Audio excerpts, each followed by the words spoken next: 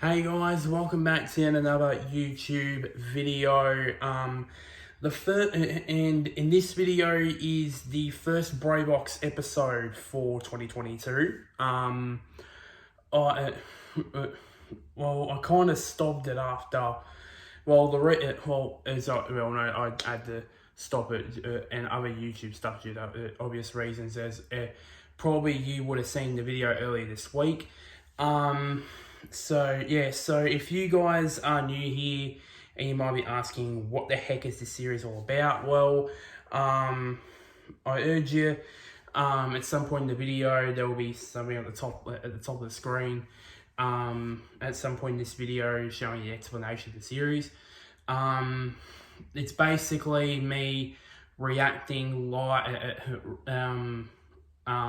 uncut to certain if it's a sport or just TV shows that I like. So yeah. First thing before I start is apologies for the lighting. I've been trying for the last 5 minutes trying to I was gonna do this over. I'll turn the camera around just to see. I was going to do in that corner over there, but I wasn't happy with the lighting. So I moved over to this corner, and the lighting still wasn't working. So I turned me room lights on, and it's still not great, but at least it's better. Because it hasn't got the glare from outside. So yeah, so I said the first episode of 2022. I think it's episode 15, I believe. I think 15 or 16, something like that. I was scheduled to keep track of these, but not there. So yeah, so you're going to be asking a second question. What am I going to be reacting? Well, these next few episodes. So the next few episodes, I'm going to be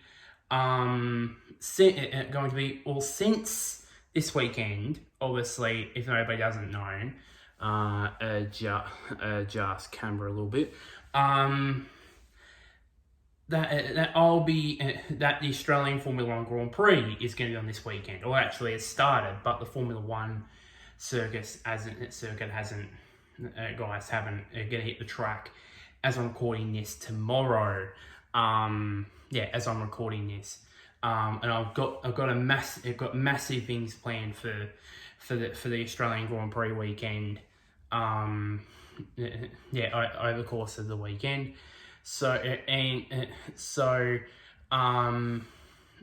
Including of course, I'm recording this. It's still yet to be uploaded because I've scheduled it. But my top 5 Formula One liveries and cars for 2022 is going to come out. It is going to come out probably before this video comes out. I would to guess. So yeah, so since and of course supercars are going to be there, I've decided to react to 3 races from a supercars weekend at the Australian Formula One Grand Prix, and out of all of them, I decided to go with their 2005. 2005, which was 16-17 years ago. My God, yeah. So I'll run through some information about that. So this was back in the day when the Australian Grand Prix was basically like a pre-season event, non-championship pre-season event for supercars. Because this was I think this was run before the Adelaide 500, and by the way, thank you, that's coming back in 2022. By the way, or should I say the Qantas 500 as it was called back then. nowadays it's basically a championship round, but back then it was a non-championship round, and then to top it off, it was before the season start. So yeah, and by the way, if you see me do like this, my laptop, I would usually have it to the side here, but instead I've got it here, so basically I can basically see here what it is to see, basically, yeah. So I've already got it now. So in this video, I'm going to be doing the first race of the support supercars races. They called it I think they called it the Qantas. I know what they called it. It was called the Qantas Supercars AGP 100. So they had 3 races. The first race and the third race were sprint races, and then I think the second race was a 100-kilometer race, which I think they used to do back then anyway. So yeah. And also 2005, it was back when, you know, Ambrose, everyone was in their prime. Ambrose was in their prime. Ambrose was in his prime. Ingall was preparing for his championship run, as we all know, in 2005. The HSB dealer team that took over the old Kmart racing team, that came into play. It was an interesting time for HRT. You got Scaife on the start of his downhill. It began in 2004. It was to be on his demise to obviously his retirement 3 years later. You got Todd Kelly, who's ready to go for a breakout for his first breakout season with HRT. Obviously, he'd already been there for 2 years. Of course, the Tasman Motorsport team, of course, had the late great Jason Richards, and of course a guy by the name of Jamie Whincup. I don't know if you guys have heard of him. But he went on to win like 7 Supercars titles. So yeah, of course FPR. They had even Larry Perkins still had his own team back then. It was back when, of course, Castro and Larry Perkins' team was still together. So it was basically, it was a season of the perfect storm, basically. Oh, and also one last thing, Lowndes started his still to this day long association with Triple Eight Race Engineering. This was in 2005.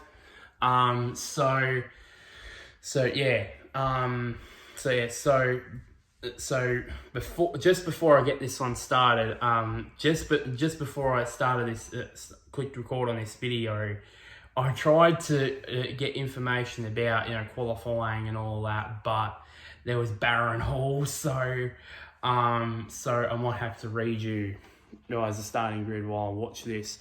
Actually, I'm gonna put this up a bit. I'll put it on 2 bars just for now, because the last thing I want is for this one to probably get copyright striked, maybe, I don't know, but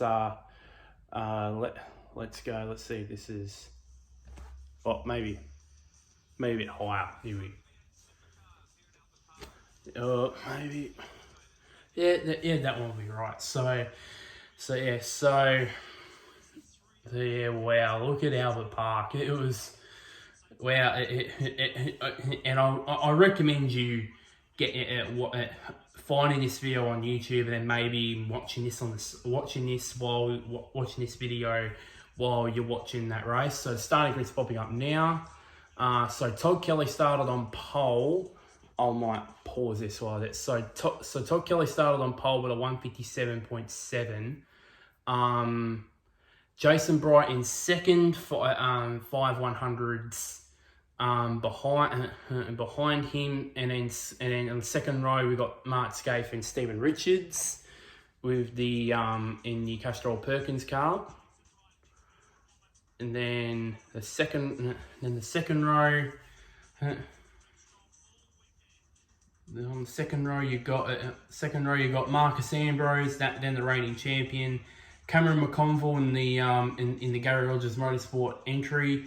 On the third row, the fourth row is Garth Tander with the back then new HSB dealer team, alongside Russell Ingall in the in the other Stone Brothers Racing Ford Falcon off the fourth row. Then the fifth row of the grid, you got the Kiwi, the Rat, Paul Radisish, in the Team Kiwi car, and rounding off the top 10, you've got Craig Lowndes in the Team Better Electrical 888 Falcon. And then you got John Bow and Greg Ritter off of row 6. 11 drivers separated by just under a second. Former teammates Rick Kelly and Greg Murphy off the 7th row. Then Junior Johnson and Jamie Wincup off of row 8. Jason Bargwana and Will Davison from Team Dynamic out of row 9, and then row number 10. The graphics going on way too quick for my liking. Is Paul Will in the other super cheap car. He was teammates with Greg Murphy, obviously, and then Glenn Seaton rounding off the top 20.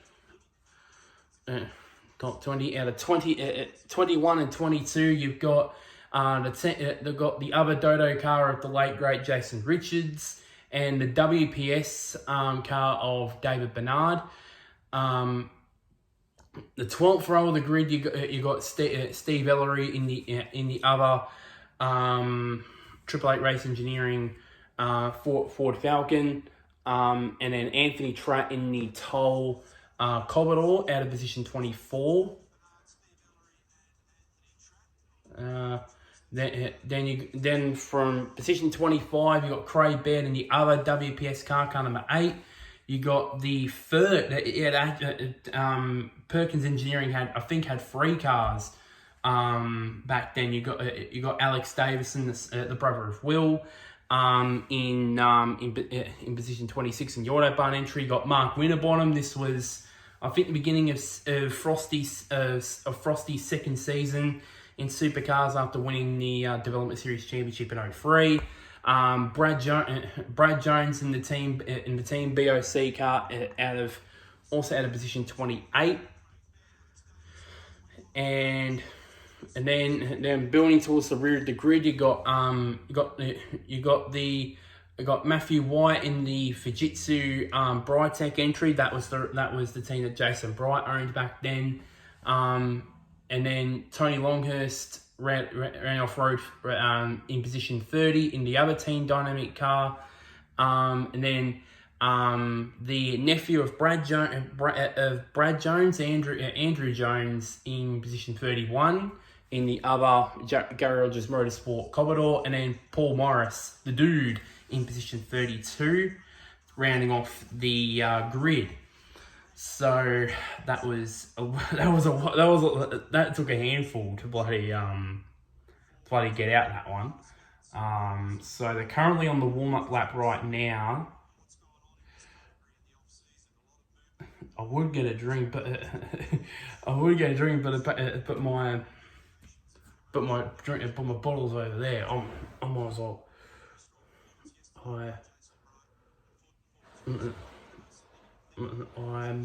Should I get it or should I not? What? Yeah, I'll be back in a sec. I'll be back in. Oh, that was actually 5 seconds. There you go. So so that's what I meant by uncut, because as I said, normally with people doing reaction videos, they cut things out especially if they're reacting to a TV show from past from yesteryear. They normally leave some of the best scenes out that they react to out. So yeah, so that's why I'm doing this. Lee Diffie and Neil Crompton. Yeah, that was when. Yeah, that's how big Lee Diffie has gone now. He's commentated on NASCAR, sports cars. He's now commentating on the Supercross over in America too. So yeah, this is back when he was, and back when he was commentating for Channel 10. So I think we're set for a start. I think the final cars are rolling into their grid positions. I think we're set for a start here. There's Jason Bright. That was back when he was at FPR in the Caterpillar car. I think the last car is ready in position. I'm waiting for that. I'm waiting for that green flag waving at the back. Here we go, green flag's waved. Res rise. Here we go. Lights on. And away we go.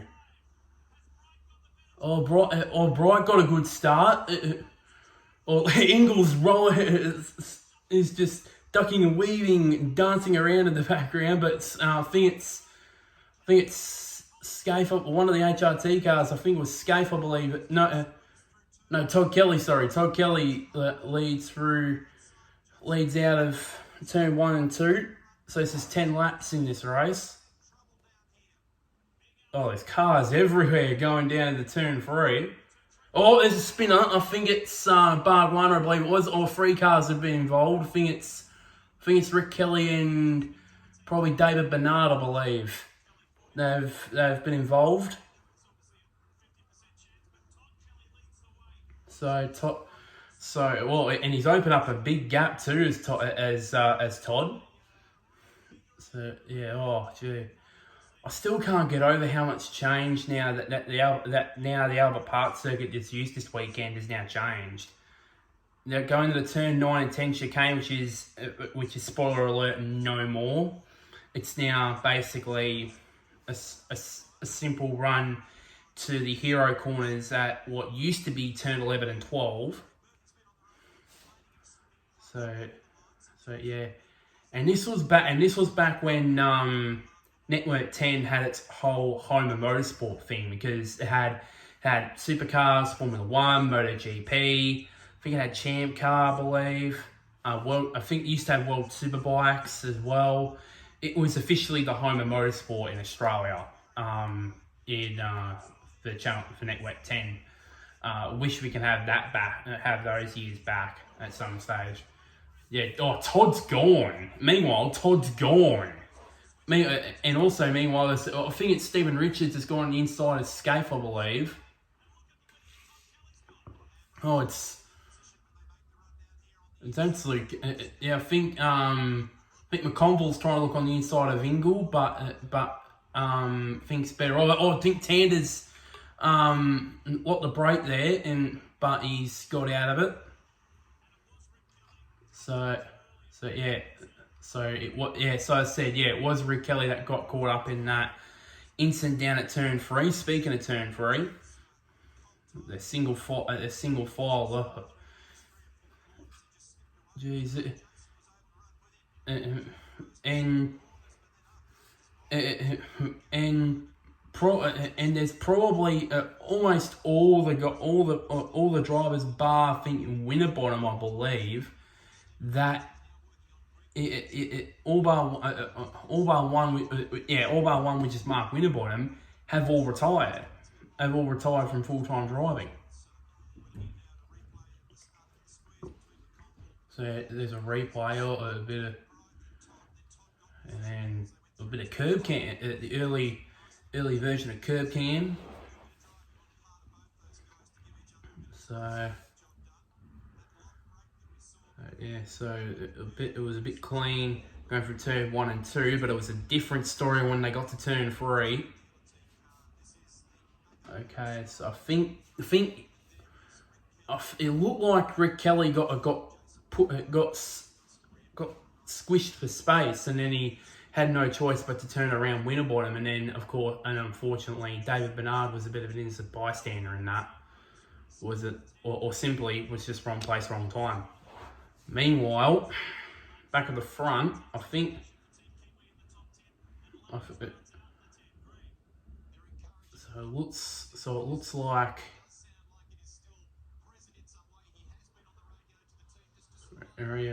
So someone's been on the radio to the team. I couldn't understand because I couldn't understand it. But yeah, so it looks like there's an angry battle group. So Bright's just set the fastest lap of the race so far. I think it was a 1:59.6 on the second lap. And I did notice that the gap that was previously massive from Todd, I don't think it's reduced. I don't think it was reduced. I think Bright's just maintained that advantage as Rick Kelly's now in the pits now in the HSV dealer team car.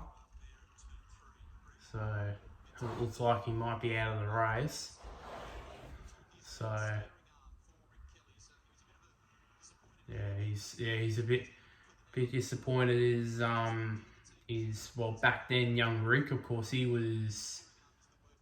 Of course he just come off of of course he had a great year in 2004. Obviously winning Bathurst for the second time. You know, being inside. I think he was inside the top 10 of the championship, and then he ended up starting the season the way he did in this one.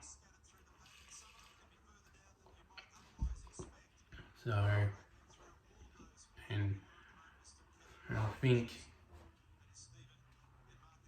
yeah, so there's a battle, I think that's between, I believe that's John Bow, I believe, and Greg Murphy, or Paul Wheel. I think it might be Paul Wheel, because I think Murph's at the back. Oh, down the inside goes Satan on, I think it's Jason Richards, I believe. Yeah, Jason Richards. Oh yeah, I remember that. Yeah, that was when Tasman Motorsport moved in Christmas in 2004. Moved, I think it was from Gold Coast, over from Queensland to Melbourne. I think, because Tasman Motorsport, for a fact took over the old Landsvale team that was in Australian motorsport for years. So so it looks like Bridie might be under attack here from Stephen Richards and potentially Marcus Ambrose in a battle for 3rd and 4th.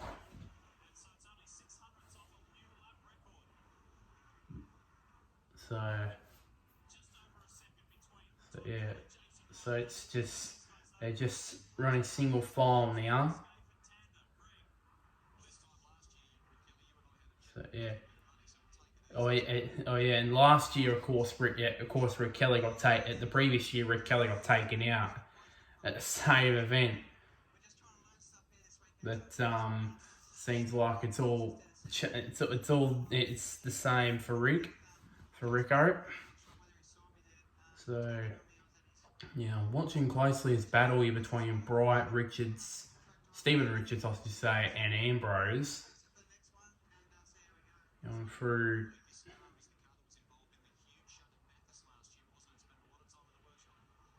Wow.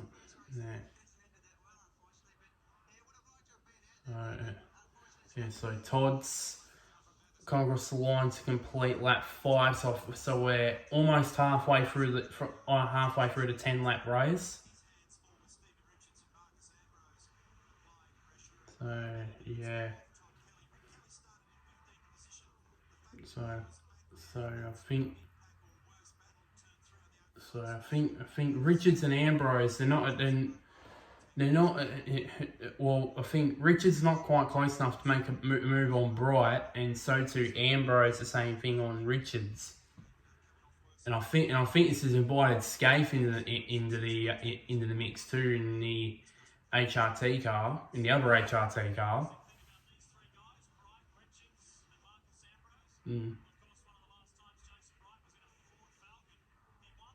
Oh yeah. And this was the first time since 1998. The last time. No, I think one of the last times he was in a Ford. He was in a Ford. When he was in a Ford, he won Bathurst in '98 when he was a youngster, and also Stephen Richards as well. In the Pertec Ford, which Ambrose is driving. So yeah, it's highly appropriate, this one. Oh, Ambrose is a bit of a look up the inside. A little bit of look up the inside, being spare rubber. I think Richards almost made a move here. I think and now it's a battle of four now because Scaife's doing the battle. Richards down the inside of Ambrose. And has he made the move stick? Yes, he does. Does Scaife follow through? No, he doesn't. He doesn't follow through. While Ingall's trailing the back of Tander. Yeah.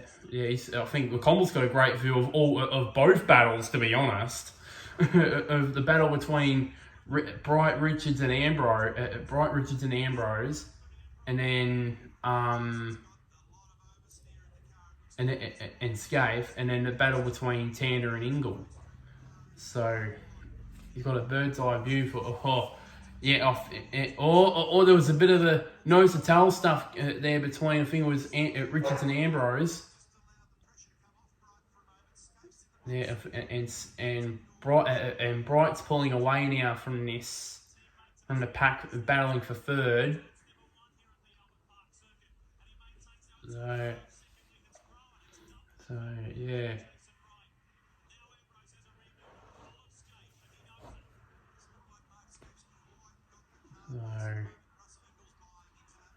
So entering turns 9 and 10. So I think Todd's starting to get away from his edge. Unless something happens to him, he'll probably win the first race. By the way, we just hit half race distance on lap 6 of 10.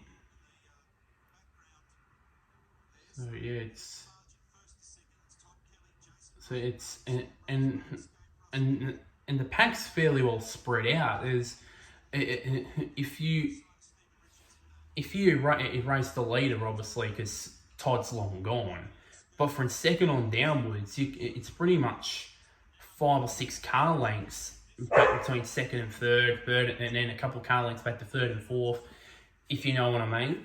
Which is a credit to supercars back then. And I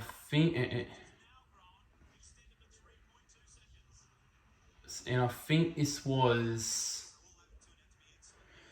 And I think this, in terms of Holden, this was the first year where they raced the VZ, because I think they raced the VY for a couple of years, and then they raced the VZ, which was the last Commodore before the VE Commodore was introduced in 2007. So in the Project Blueprint era, the first 4 years the VY lasted 2 years, and the VZ lasted 2 years. Well, some might say 3 years because some other privateer Holden teams, or not privateer, but some other backmarker supercars Holden teams probably still, as Ambrose, I believe. I think Bright just made a mistake, I believe. Has he made a mistake? Yeah. Bright made a mistake, and now Ambrose has now gone. I think has Richards made a mistake or something? Because I don't know where Richards has gone. Richards has disappeared.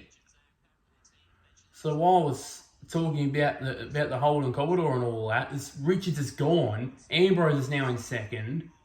Wright's now in third. So I have no idea what's happened to Richards. And I don't think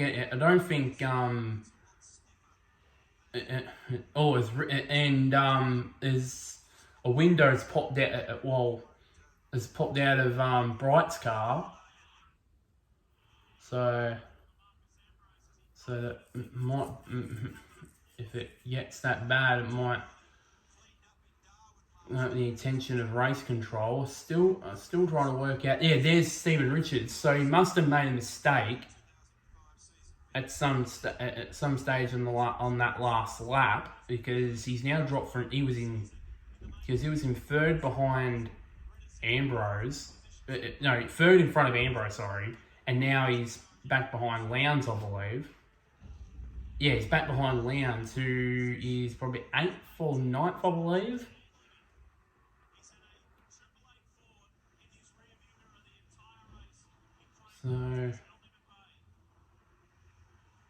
So yeah, so I think this might. So no, this is Anthony track lock up for the toll car, and you'll just rolling the bumps there off one, and away he goes back on the track. Obviously, so yeah. So Richards is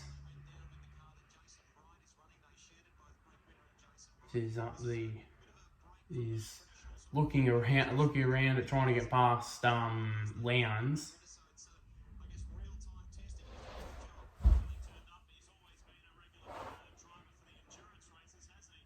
So yeah, so it looks like it's all the field's pretty much set pretty much. It's all pretty much single file pretty much, and they're now starting.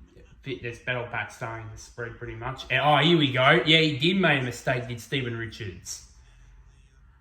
I know. When I noticed Ambrose go past Bright, I was like, wait a minute, where's Stephen Richards?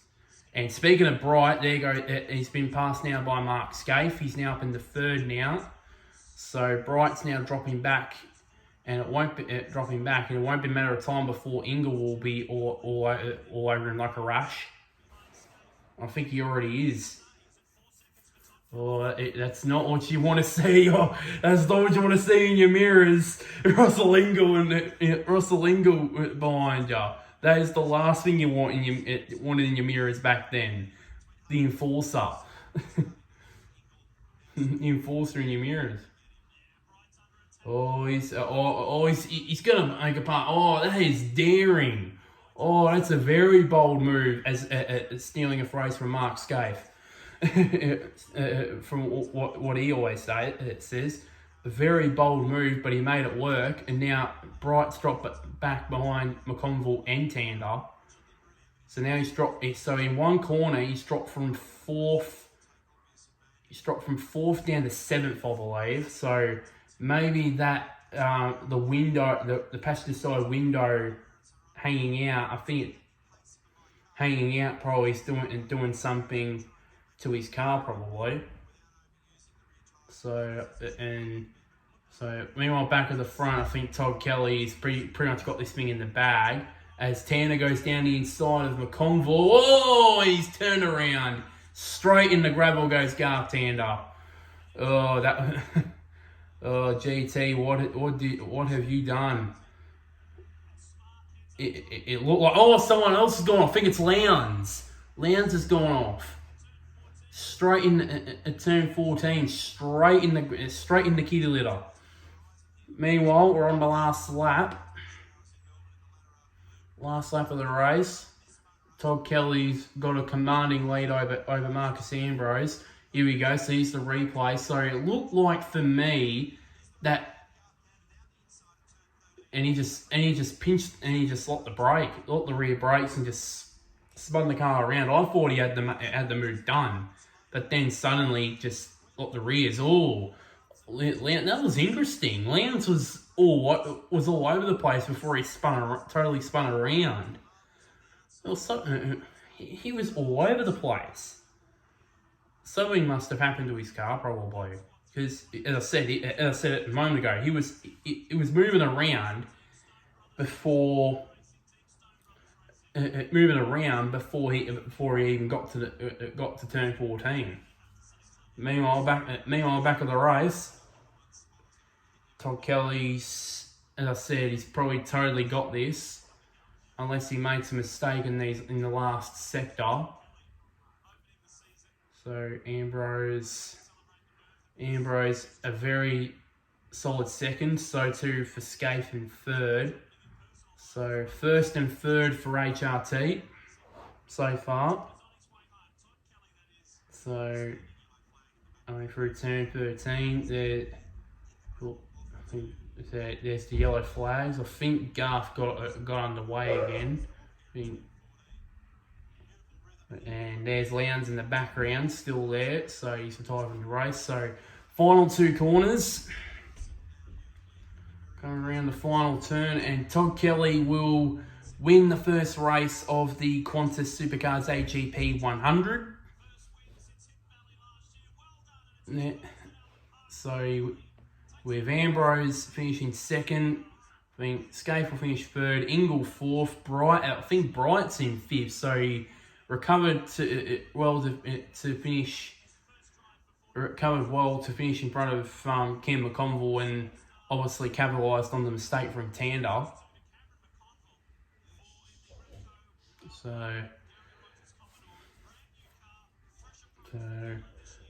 So Todd would probably have to be very happy with that. So here's the race score. So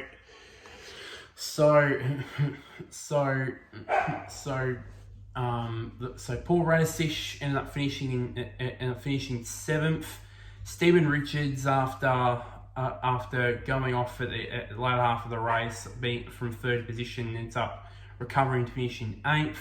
Greg Ritter in the second FPR car finishes in ninth, and Junior Johnson, Stephen Johnson, finished inside the top 10. Oh, sorry for the bumping of the camera there. So I believe then outside the top 10 you got John Bower in 11th, Paul Will in 12th, Will Davison in 13th, Jamie Wincup 14th, Stephen Ellery in 15th, Glenn Seaton 16th, Jason Richards in 17th position, Anthony Tratt in 18th, Craig Baird 19th, and Mark Winterbottom rounding out the top 20 in that race. And of course we had Garth Tander. I think he got going again, but Lowndes I think was the only retiree from that race. So a pretty interesting race. So it was pretty much excitement for the opening half of that race. The middle bit was a bit calmer. It was basically a lot of single file, nose to tail stuff, and then of course the last 3 laps, of course you had Richards going off the road, Tander going off the road, and then of course Lowndes obviously as well. So it was a pretty interesting race actually. In the next few episodes, in the next couple of episodes, I'm going to be doing races 2 and 3 of that particular weekend, as the Supercars were supporting the Australian Grand Prix back in 2005. So that is that is the end of this video. So like this video. Share this to anybody who's a Supercars fan, or Formula 1 fan, or Australian Grand Prix fan, or anybody like that. Comment down below What can I comment? What can you comment down below? Comment down below comment down below if any of you guys are Supercars fans. Comment down below what was your favourite moment in 2000 of that year in 2005. And of course, somewhere down there, there's press the big red button, which is name subscribe. While you're there, if you got notifications on, if you don't, turn them on, and you get notified of when I next upload. So as I said, the next couple episodes, I'm going to be doing races 2 and 3 of the 2005 Qantas V8 Supercars AGP 100. But until next time, guys, I'll see you later.